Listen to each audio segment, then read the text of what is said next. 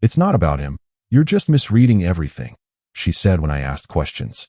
I stopped asking and started observing instead. Now that I've quietly withdrawn, she's the one trying to explain things I no longer feel the need to hear. You're being paranoid. It's not about him. You're just misreading everything. She didn't even look up from her phone when she said it. That line, that specific delivery, flat, practiced, almost bored, like she'd rehearsed it somewhere in the back of her head, waiting for the exact moment I'd finally say something out loud. I stood there for a second, didn't fight it, didn't push back, didn't even raise my voice, just nodded slowly, turned around, and walked out of the room. But something settled into my chest that night. Not jealousy, not anger, something quieter and more dangerous than either of those things. Something that felt a lot like the beginning of an ending I didn't have a name for yet. I didn't know it then, but that moment, that one flat, dismissive, rehearsed sentence, was the last time I would ever ask her a question I didn't already know the answer to. And what came after that? That quiet, patient, completely unhurried process of watching instead of asking? That changed everything. For both of us. Just not in the way she expected it to. Here's what I stood to lose, so you understand what I'm talking about. For years, a shared apartment with furniture we'd picked out together on a Saturday, we'd spent arguing over whether the couch should be gray or the kind of blue-gray that looks gray in the store and becomes unmistakably blue once you get it home. A routine we'd built from scratch. Who took out the trash, who cooked on weeknights, who remembered to buy coffee before the bag ran out. Friends who had become our friends, so interwoven that disentangling them in my head felt like sorting something that had been knotted for too long. Plans that lived in the future tense. Trips we were going to take, decisions we were going to make together, a version of a life we'd been assembling piece by piece without stopping to inspect the foundation. And more than the practical things, the specific intimacy of someone who has known you long enough to understand your silences, your moods, the particular way you get quiet when you're worried about something, the look that means you need 10 minutes alone before you can talk about it. That kind of knowing takes time to build. It's not replaceable on any short timeline. So understand that when I started paying attention differently, when I shifted from asking to watching, it wasn't born from coldness or calculation. It came from a place of genuine care for something that had mattered deeply to me, and a growing fear that I was the only one who still treated it that way. I didn't realize it then, but that one moment, that bored, phone-lit dismissal, changed everything. If you enjoy real stories like this, subscribe, because what happened next changed everything for me. 31 years old. For years together. An apartment in the city with exposed brick and 2 windows that got real afternoon light. Her name was Claire. That's all the background you need. Because this isn't really a story about her. It's about what happens to a person when someone they love decides that their perception is the problem. It started the way these things always do, not with a single explosion, but with a slow and steady leak. Small things first. She started staying at the office later. Not every night, and not in an obvious pattern that announced itself immediately. Gradually enough that I noticed it only after it had repeated itself 4 or 5 times. The way you notice a light flickering only after it's done it often enough to stop being deniable. Tuesday nights especially. Then Wednesday nights started creeping in. I didn't say anything the first few times. I was the kind of person who believed in trust by default. Not naively, just practically. I'd never had a specific reason to doubt her, and I wasn't going to manufacture one out of nothing. Relationships built on constant low-grade suspicion aren't relationships. They're surveillance operations dressed in the language of love, and I'd watched enough people run those on each other to know how they end.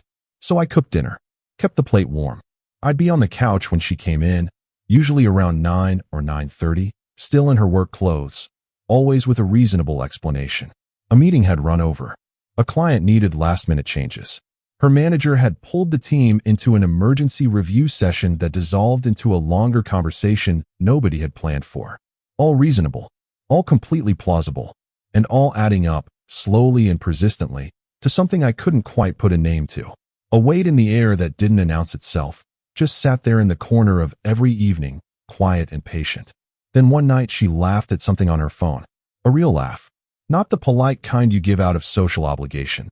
Not the habitual kind you develop for things that are mildly funny, but not actually funny. The kind I used to get out of her on our genuinely good days. Involuntary, unguarded, like the sound escaped before she could decide whether to share it.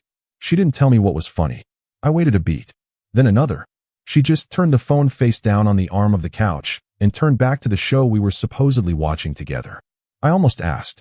The question was right there, completely casual, completely natural. What's so funny? Instead, I swallowed it, filed it somewhere in the back of my mind, and kept my eyes on the screen. That was the first note in a list I didn't consciously know I was keeping yet. About 3 weeks into noticing, I made the mistake of saying something out loud. Not confrontational, not accusatory, just a gentle, careful question. The kind you ask when you care about someone and something feels off and you want to create an opening rather than a wall.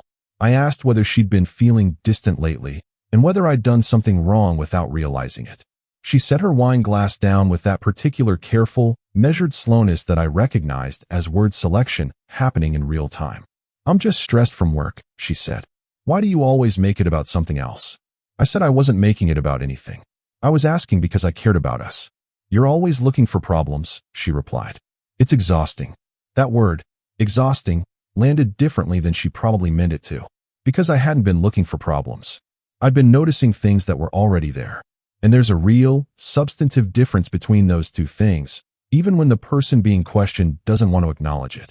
Looking for problems means you start with a conclusion and find evidence. Noticing means you observe what's actually in front of you without a predetermined destination. I let it go that night, folded the whole conversation up, and put it somewhere I wouldn't look at directly. But the seed had been planted, not of suspicion, exactly, something quieter and more internal. A quiet refusal to keep being told that what I was seeing with my own eyes wasn't real. A small, hardening place in my chest that was starting to understand something my conscious mind wasn't ready to name yet. The conversation drifted to other things. I washed the dishes. She fell asleep on the couch before the show was over. And I sat in the kitchen for a while with the lights turned down, not thinking about anything in particular, just sitting with a feeling that didn't have a word attached to it. His name came up for the first time about 2 weeks after that. Connor, her coworker. She mentioned him casually while telling me about a project at work, something about a presentation that had gone well, about how the team had gone out afterward to celebrate. She mentioned it in passing while reaching past me to get something from the cabinet, like it was just a loose detail she was throwing in to fill out the scene. But I caught the way his name sat differently in her sentences. Not louder, not emphasized. Actually the opposite, it was almost too natural, too seamlessly woven in.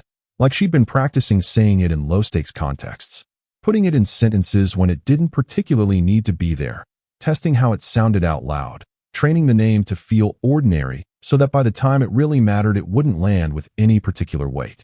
I listened. I nodded. I asked a couple of questions about the project itself, about whether the client had been happy with the direction. She seemed subtly, almost imperceptibly relieved that I'd moved past the name without pausing. I noticed that relief. I didn't say anything about it, but I filed it. The question I eventually asked, the specific one that got me the line about misreading everything, came about 2 weeks after Connor first appeared in our conversations. I'd been scrolling back through our joint calendar app. We used it to coordinate schedules, shared grocery runs, appointments, events we'd both marked so we could plan around each other. Normal domestic infrastructure.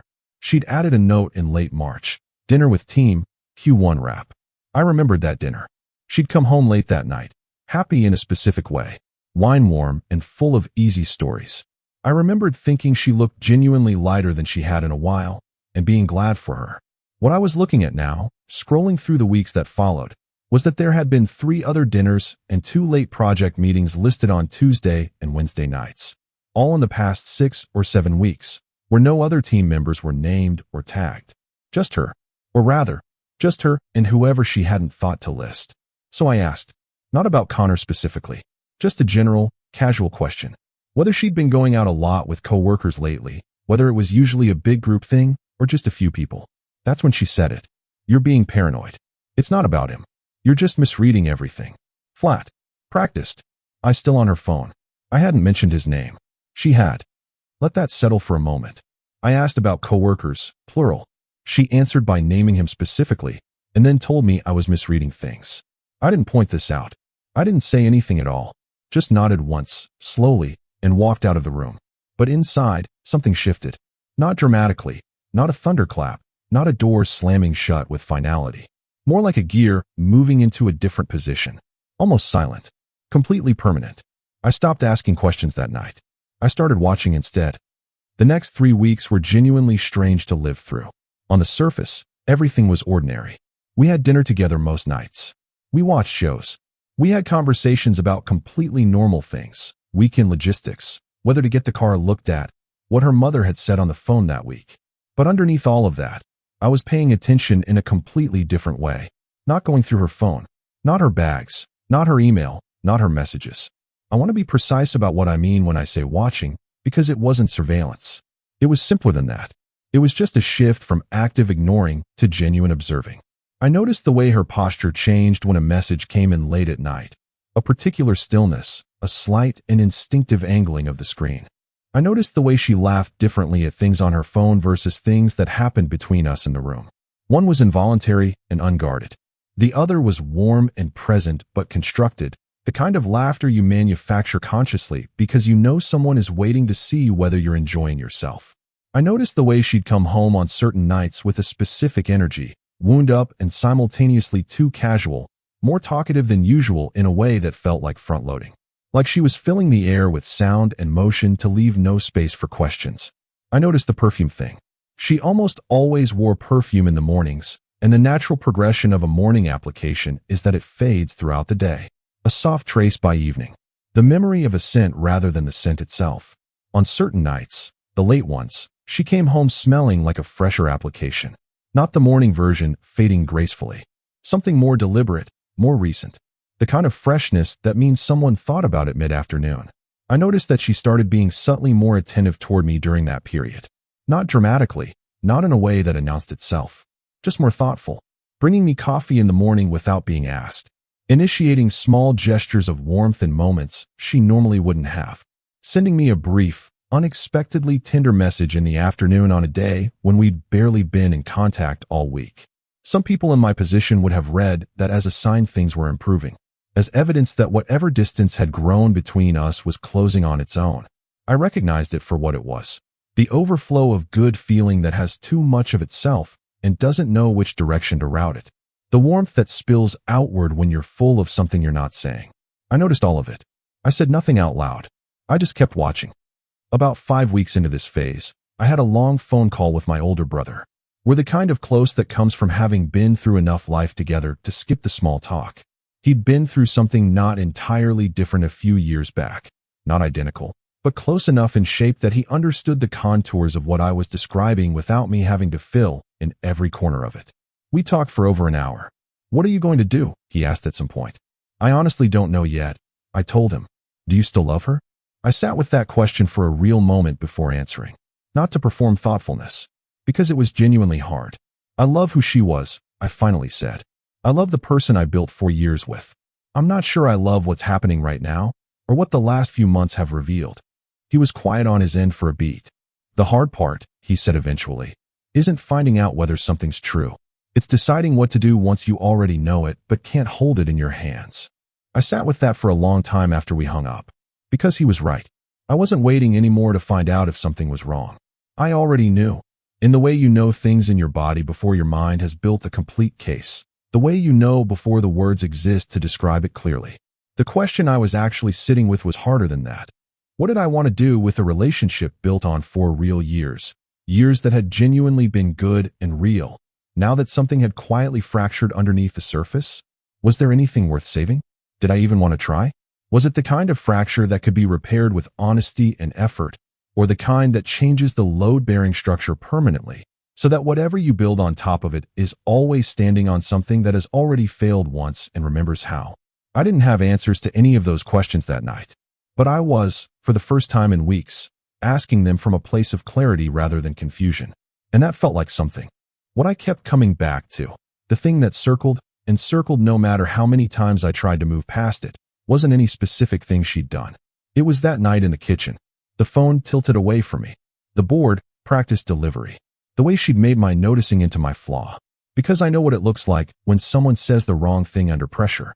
When someone panics and says something they don't fully mean because the moment caught them unprepared. That hadn't been pressure. That hadn't been panic. That had been someone who'd thought about what to say if I brought it up and said it. And underneath that, was any of it recoverable after she'd looked at my face and told me my eyes were broken? The shift in me started showing up externally, in small ways. I stopped being the one who reached first in conversations. Not coldly, not as a calculated punishment. I just stopped doing the emotional labor of keeping things warm by sheer persistence when the instinct to do it had quietly dried up in me. I started doing more on my own. Gym in the evenings, which I'd been neglecting for months. Old friends I'd lost regular contact with over the course of 4 years of gradually narrowing into coupledom. Books I'd had on the nightstand so long they'd become furniture. Long walks at odd hours that turned out to be the most useful thing I did for my own mental state during the entire period. I wasn't performing independence. I wasn't staging anything for her benefit. I was genuinely, slowly, without making an announcement of it, finding my way back to myself. Discovering that the version of me that had existed before I'd started making myself smaller to fit a space that kept getting narrower was still accessible. And as I withdrew, not with drama, not with sulking, just a quiet and real recalibration of where I was putting my energy, she started noticing. The first sign was a Tuesday night when she came home early. Not late. Not the familiar 9:30 arrival with a plausible story. Early. Before 7. She walked in and found me on the couch with a book and asked, with an almost tentative quality she didn't usually have, whether I wanted to order dinner together. We did. It was a genuinely nice evening. Easy and warm in a way we hadn't been in a while. Conversation moving the way it used to move between us when things were uncomplicated. But I noticed she kept looking at me differently throughout it. Like she was trying to read something in my face and not finding it. Like she was checking for a signal I'd stopped transmitting. Then came the night she asked if I was okay. We were in the kitchen. I was washing up after dinner. She came up behind me, and I felt that particular pause that means someone has something they want to say, but haven't figured out how to start it. "You've been different lately," she said. I turned off the tap, dried my hands, turned around. Different how? I don't know. Quieter. More inside your own head. "I'm fine." "Are you sure?" "Because it really doesn't feel like fine." I looked at her for a moment, kept my expression easy, neutral, open enough not to seem cold. "I'm good," I said. "Just thinking through some things." "What things?" "Work stuff. Life stuff. Nothing specific." She studied my face with that careful look, the one that meant she was trying to get underneath the surface of what I was presenting and not finding the door she was looking for. "Okay," she said eventually, but she didn't look convinced. And here's the thing I noticed about myself in that moment. The reflex to reassure her wasn't there. For months ago, I would have filled that uncertain silence immediately, would have added more explanation, moved toward her, found some way to close the distance because the discomfort of unresolved tension between us was something I'd always moved to fix in real time. That night, I just smiled, told her I was going to take a shower, and walked out of the kitchen. She stood there for a moment. I could feel it without seeing it. Something had changed in me, and she could feel the shape of the change even if she couldn't name what it was yet. She was watching something shift and not understanding it, and the not understanding was its own kind of information for her. About 2 weeks after that conversation, I found out something I hadn't been looking for. We were both at the kitchen table on a Sunday morning. Coffee, weekend light coming through the window, both of us on our own devices in the comfortable quiet two people develop after enough years together. She got up to grab something from the other room. Her laptop was open on the table, not right in front of me, but in my peripheral vision. I wasn't looking at it intentionally, but the screen lit up with a notification the way laptop screens do when a message arrives, the kind that shows a preview at the top. One name, one cut-off fragment. From Connor. Last night was, and then the preview ran out of space. She came back into the room about 30 seconds later. I was looking at my phone. My face didn't change. I was certain of that. My heart rate spiked for approximately 4 seconds, and then settled into something cold and extraordinarily clear. She sat back down. She glanced at her laptop. Just a quick check, the kind you do when you're hoping to confirm something, and then looked at me. "What?" she said. Slightly too quickly, slightly too alert. "Nothing," I told her. "You want more coffee?" "Sure," she said, watching me. I got up, refilled both our cups, set hers back down in front of her with the same ease I would have any other morning. My hands were completely steady. She picked up her coffee. She was still watching my face. I looked back at my phone and kept reading whatever I'd been reading. That night, I went for a long walk alone. An hour, maybe longer. I didn't check. Not to clear my head. My head was already clear. Clearer than it had been in months. Clearer, honestly, than it had been since the night she'd told me I was misreading everything while she looked at her phone. I walked because I needed open air. Because I needed space to let what I knew fully land in my body without having to hold any particular expression, without having to be anything for anyone. What I felt on that walk was not what I'd expected. I'd expected grief. A white-hot, consuming grief. I'd expected anger, the kind that wants to break something. What I actually felt, walking alone in the dark with the city quiet around me, was something closer to relief. Not the good kind. Not the kind anyone would wish for. The specific, particular relief of having your own perception confirmed after weeks of being quietly told it was broken. The relief of the person who said, "I think there's a leak," and was told they were imagining things, standing finally in the water. I hadn't been misreading. I never was. And the person who'd told me I was misreading, calmly, dismissively, without even bothering to look up from her phone while she delivered the line, had known the whole time that I wasn't. That's what I turned over on that walk. Not what she'd done or felt. The specific, deliberate choice to look me in the face and tell me my eyes were broken. To make me doubt my own mind rather than deal honestly with me. Because that's a different kind of thing. That's not panic. That's not a moment of weakness or bad timing or saying the wrong thing under pressure. That's a choice. A considered, deliberate choice. And understanding it as a choice changed something in me permanently. I came home and went to bed. No confrontation. No loaded silence in the dark. No waiting up with my arms crossed and a speech prepared. Just went to sleep. And over the days that followed, I made a quiet decision. Not to blow everything up immediately. Not to force the confrontation before I knew exactly what I wanted from it. I decided to get clear on what I actually wanted before I did anything. Because here's the thing about processing quietly instead of reacting in the moment. You arrive at your decisions from a completely different place. You're not running on adrenaline and raw hurt. You're thinking from somewhere underneath the noise. From the part of you that knows what it knows and isn't performing that knowledge for anyone. And what I was thinking from that place was this. I was not going to spend the rest of my life with someone who had looked me in the eyes and told me I was paranoid for seeing what was directly in front of me. That sentence, "You're just misreading everything," was the thing that had ended us. Not the feelings she had for someone else. Not the late Tuesday nights. Not the message I hadn't been meant to see. That one line. The deliberate choice to make me doubt my own mind rather than be honest. That's the part one couldn't build a future on top of. Over the following 2 weeks, my withdrawal became more deliberate. Not cruel. Not designed to punish. Nothing theatrical. I just stopped investing in the way I had been. I was present. Civil. Warm sometimes. Because 4 years of genuine feeling doesn't evaporate overnight, and I wasn't going to perform coldness I didn't feel. But I stopped being the person who held the relationship together by sheer sustained effort and emotional generosity. I stopped reaching first. Stopped initiating the closeness that had always required someone to initiate it. Stopped asking about her day with real investment, staying curious about her inner life the way I'd stayed curious for 4 years. And watching her register this in real time was one of the stranger things I've experienced. She started initiating conversations, asking about my day with pointed, almost anxious interest. Started touching my arm when she passed me in the hallway. Small reassurance gestures she'd never needed to make before because I'd always already been close enough. She left my favorite things on the counter. Made coffee the way I liked it without being asked. Suggested weekend plans with an enthusiasm that read, underneath it, as someone who could feel something they valued pulling away and was trying to hold it without being able to name what they were holding. I went along with some of it. Not because I was confused about where things stood. Not because I was secretly giving things another chance without telling her. But because I wasn't ready for the conversation yet. And forcing it before I was ready wouldn't have served either of us. I was waiting for my own internal resolution to fully solidify. It was almost there. There was a specific evening during that period that I keep coming back to, though not for a dramatic reason. We were watching a film on a Friday night. Something she'd picked, a slow burn drama about people making decisions that slowly cost them everything. Halfway through, she leaned against me the way she used to do in the earlier years without thinking about it.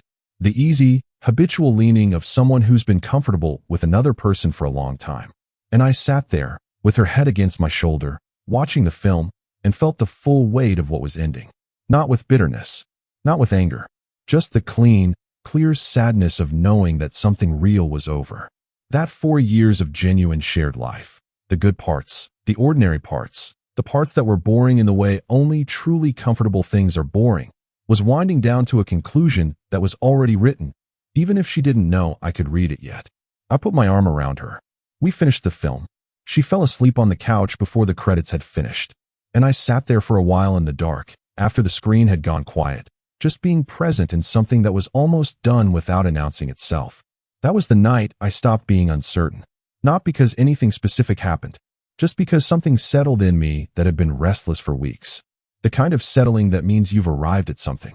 I covered her with the blanket that lived on the back of the couch and went to bed. And in the morning, I was different in a way that was probably invisible to her and completely clear to me. The conversation happened on a Thursday evening. She came home, and I was at the kitchen table with a glass of water. Not doing anything specific, just sitting. She put her bag down and stood in the doorway looking at me in that way she'd been looking at me for weeks, like she was trying to find something in my face that I'd stopped giving. "Can we talk?" "Sure." She sat across from me. A long pause. "I feel like you've completely checked out," she said. "Like you're here, but you're not here at all." I didn't confirm or deny. "What's going on with you?" she tried again. "I've been trying to understand it for weeks." "I think you probably already know," I said quietly. She went very still. "One beat. 2. Connor," she said. "Not a question. The way you say a word to test whether it changes the air. Among other things." Nothing happened. Her voice was steady. Her hands weren't. "Claire, I mean it. We have feelings for each other, but nothing has actually." She stopped herself. And there it was. Not the way she'd planned it. Not the controlled, prepared version of honesty she'd probably been building toward on her own timeline. But there it was. I looked at her calmly. She looked at the table. "I was going to tell you," she said, when I figured out what I was feeling. And in the meantime, while you were figuring it out, I know exactly how this looks." I nodded once, slowly. "I'm not doing this out of spite," I said. "I don't want to fight. But there's something I need you to actually hear." She looked up. "The night I asked about the calendar, the Tuesday nights, the late meetings, you told me I was being paranoid. You said I was misreading everything. You said it like my noticing was the real problem.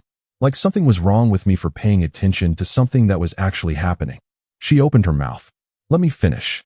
She closed it. "That's the part one can't move past. Not whatever you felt, not the feelings themselves. Feelings are complicated, and I understand that better than you might think right now. What I can't work with is that you looked at me and made a deliberate choice to make me doubt my own perception rather than be honest. That's not a moment of panic. That's not someone doing the wrong thing under pressure. That's a choice. And it tells me something about how safe my reality actually was inside this relationship." Silence. Real silence. "I'm sorry," she said. Her voice broke slightly on the second word. I believed her. But sorry doesn't restore what erodes when someone convinces you your own mind is unreliable. That's not a wound that apology closes. You can mean it completely, and it still can't replace what was taken. She tried to explain in the weeks that followed. Long, careful messages. A few conversations I gave her the space to have, sitting across from her or across a phone screen, listening fully. She explained the timeline. How it had started as an ordinary work friendship that had complicated itself slowly, over months, the way these things do when they're not named or addressed. Not a decision, but a drift. Not a single moment, but an accumulation of small ones. She'd been paralyzed by it. She hadn't known how to bring uncertainty into something she'd been trying to hold stable. She'd been waiting to resolve it internally before bringing it to me, which she understood now, clearly, had been exactly the wrong approach. She explained that she hadn't made any decisions, that she and Connor were both confused, that she'd been trying to find her footing before she caused damage she wasn't sure was necessary. She explained that she loved me, that she'd always loved me, that none of it had been strategic. I listened to everything. And here's the strange thing I kept discovering as I sat across from her, or read her messages, or walked home from those conversations. I didn't need any of it. Not because I was cold, or performing distance, or punishing her through emotional unavailability, but because I had already done all of this processing.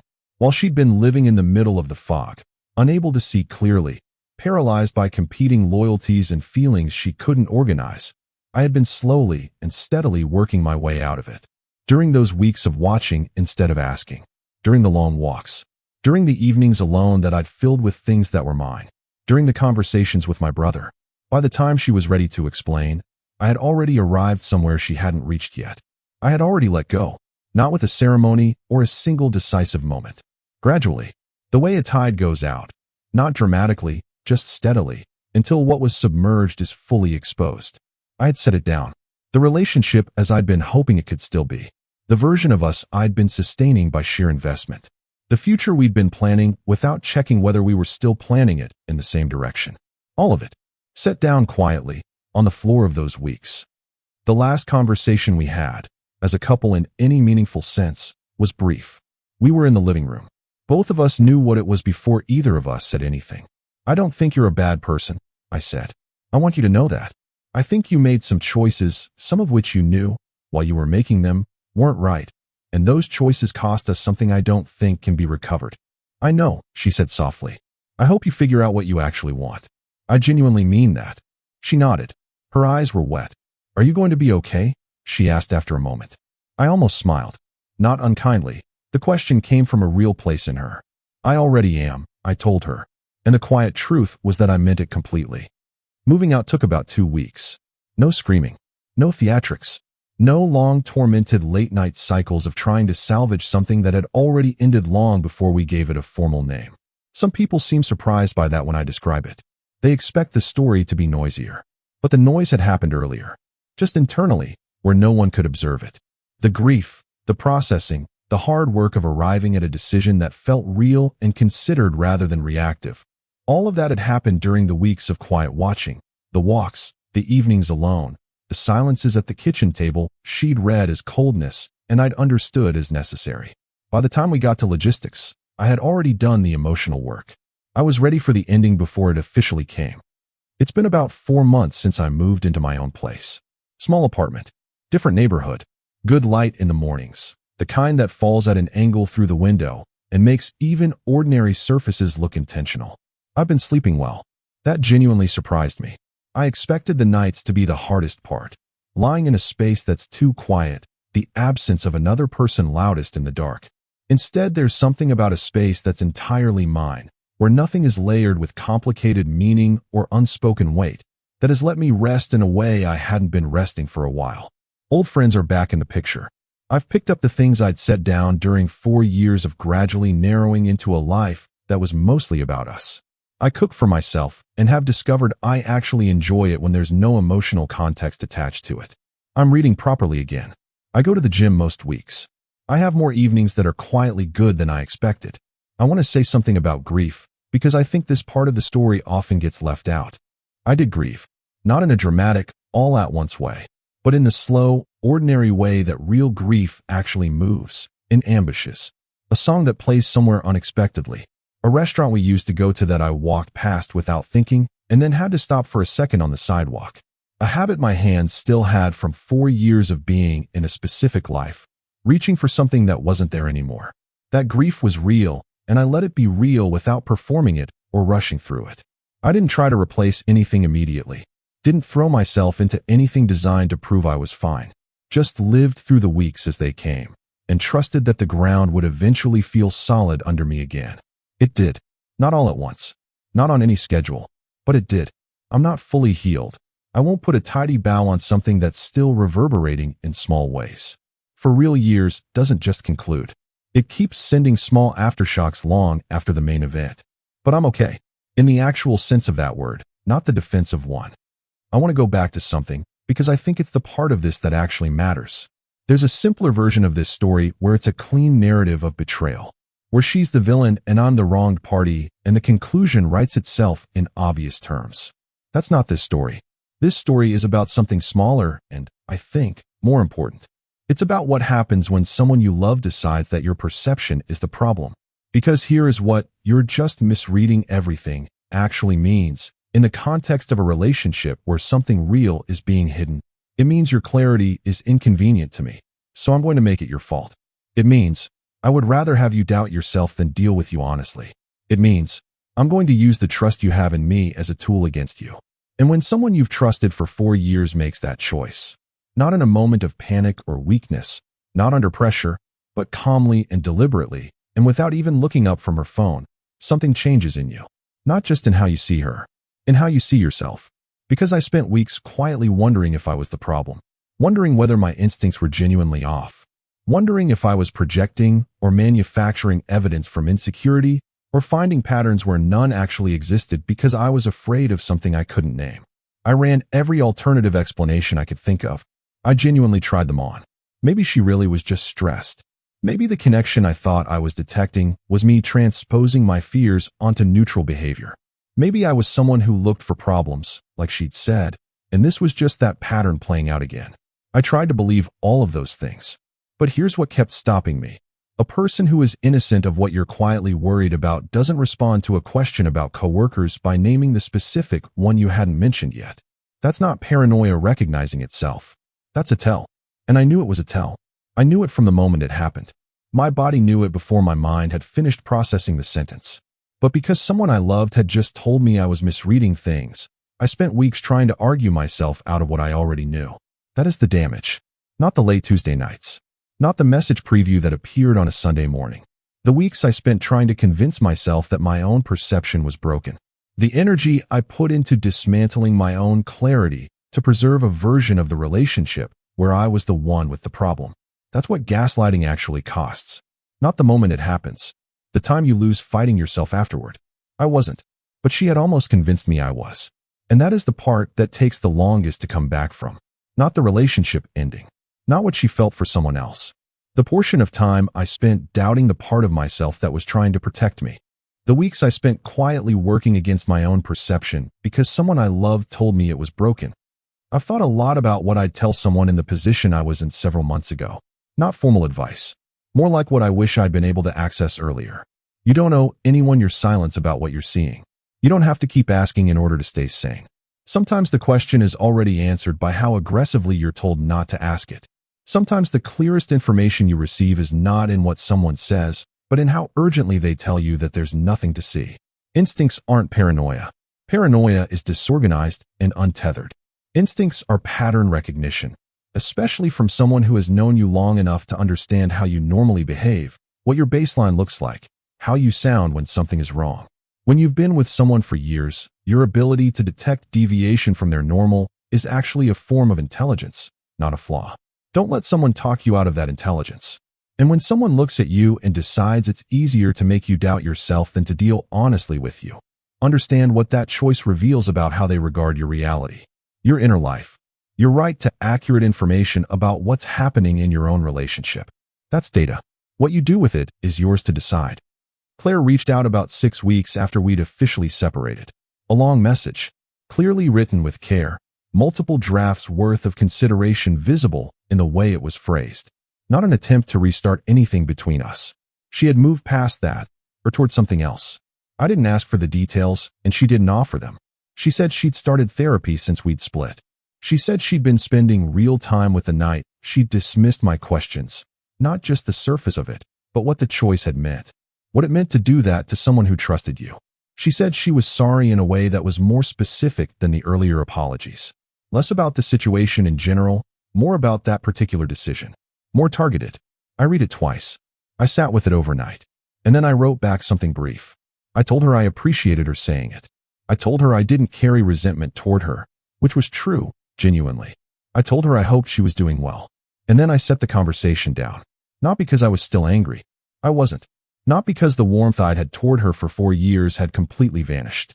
Some part of it was still there, the way something real always leaves a residue. But because some doors, once you've walked through them on your own terms, don't need to be revisited. Not out of bitterness. Not out of coldness. Just because you've already moved somewhere else, and going back to explain yourself to the room you left isn't the same as living in the new one. I'm sitting in my apartment right now. Good light, like I said. Coffee on. Something on the stereo I've been listening to on repeat for the past week. The kind of music that exists purely for you, that you don't have to explain or share the context for. That's yours in a way that doesn't need an audience. I'm not lonely in the way I expected. I'm not celebrating anything either. I'm just here, in a space that feels like mine, in a life that feels like mine again, with the particular and underrated piece of not carrying something heavy I'd been quietly carrying for months without fully acknowledging the weight. When I look back at the whole arc of it, the slow noticing, the quiet shift, the weeks of watching instead of asking, the clear-headed resolution, the thing that strikes me most is that the most important moment in the entire story wasn't a confrontation, wasn't a discovery, wasn't even the conversation in the living room where she said his name before I did. It was that night in the kitchen when she told me I was misreading everything and I nodded and walked away without arguing.